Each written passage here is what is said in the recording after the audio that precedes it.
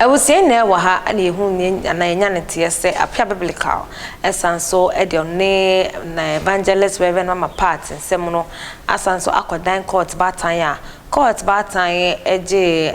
Agradaa ne emema enai eko prison Nsawom prison na ene ekamia kwoje se won eyi won ade Appiah ene Appiah biblical wo asanso ababonten abusua wasanso ede ojawo kasa na ensem no de abusua edoso sese wutie eni kwa se yeka ede kirewo mamenka wo se Attention TV ana woni me ede nhia no eya subscribe sa won subscribe ya video no ebedi achire na sharing, liking and also commenting. And pasho you go piem so Facebook and so dia Attention TV GH na yenkuti Appiah biblical enkasa embra. As all this social media, say this woman is a liar and always a liar and can never be truthful. Or you will be a would dear tropa. Na wunim ade a ekoso be mamo information ekoso. They want to use means and ways to provoke me to come and say something. Ah ombenye nyina so e de akwakoye case etiame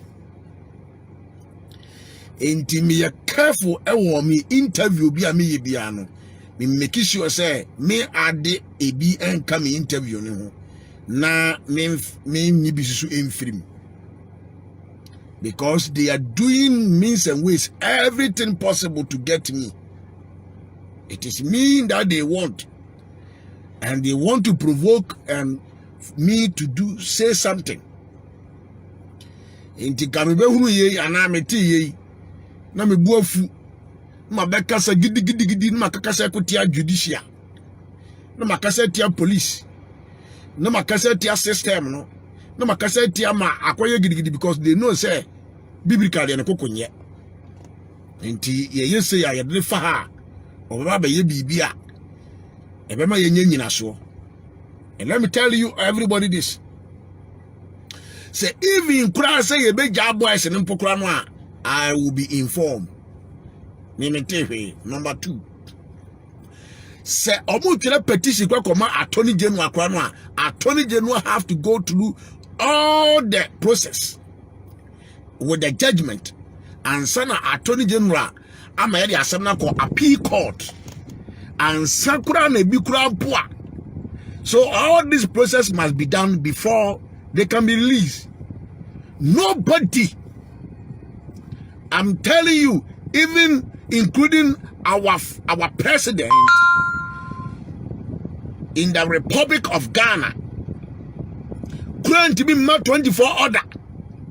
Say them not to go to na President Akasa Mumpo you never. I am telling you this. So by my words, my friend prosecutor was one TV.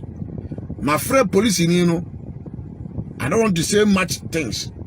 Into whatever post be a moteyano, Mammy will bet my baby cassa post no want to post you. With a winning Zamami wrong. Will bet to be grab a cat talk, I say, an incredible yes, I know one. Wouldn't say, I didn't know my say and then cry a offense, and I can use that also against her. I didn't know what the other told me, it is an offense. I am telling you, many lawyers bear me and sacrifices here. Say and could say in your boys, and I was have 2 foot go on the public, on social media. And what bra, miming your way. Me am here compared to the bonina dimino. Ah, you to me Timusika ye kumino. Ah, one cassa nembo the man that Jatumuno. Say, oh, my bonnet or court. Nobody can release them without me. Attorney General, you can't Attorney General, Kaka Minim say. Attorney General is there for everybody. Attorney General, oh, my yenina. What I say? So Attorney General homa ye nyina homa every individual, every Ghanaian. Attorney General is there for you. You understand me? Homa ye nyina anti say ye be appeal court kura mpo no a ekwapim polo untimi mfa ne case ne tutu me case no but wo de e fa ba bi nyama to say ekwapim polo e di say answer na appeal court ne ba so.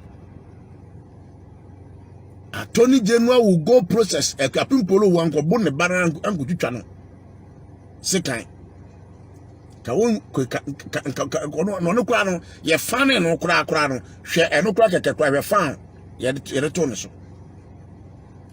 Not to talk of say ye pam will be broad daylight e pam no kromfuo twitwa ne tirimu sekan asa ye nyame ne hu nipa mo ba. And Kasabrin come your dead body. And you are sitting there telling me, sir, whoever has the authority, say judgment about the judgment, you know, whoever has authority, say, we jai emrantiano, amomoko. Without my concern, without the state, without any information around, and only her, or no one I want who quite so timber post. So post no be post, you know, wouldn't be. My lawyer secretary me say, he didn't mention anybody's name. Mon fa him utirim. Post na ma me na be post no. Wa ma obi adin. Wo se Awurade me da wase say o sere ha ha ha. Me da wase say ya jam me 4 boys no. Enti no celebration service and whatever donation. Me pacha odi penipa ba sorry number 1. Odi penipa ba sorry number 1. On Sunday. Number 2, wamo obi adin ne mrantere wo mu odin enti judge a lawyer no ka kire me say wamo obi adin obetuma ba be deny say enye saa mrantere na omudam asem no woka e ho obetuma ba be deny baso wo sisupi e de beto say e bia Godfred entry Elias Kudos a ye jeri wo mo no ne mrante na ye jeri wo mo no ye ja wo mo a en de ka bi wo case kase etia wo mo but whatever to wo no no wan kasa asem no wo se ye ja mrante for obey ne mrante for obey ne mrante so mo doso enti untumi en kaka se tintina ne mrante we no ja wo mo na ekiranko na osofo biblika na manakopa na me de abufo be kasa gidigidi no manyame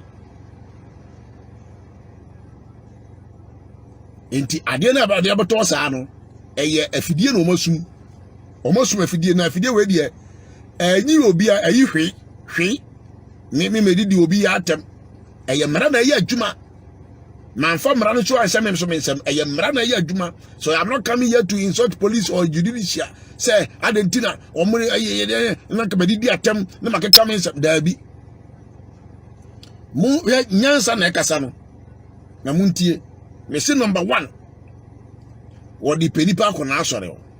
Number 2 aha ana medimu ebesia University Foundation ana so masna medi jumedi esomo e wa attention TV so ma munihwa muniti medat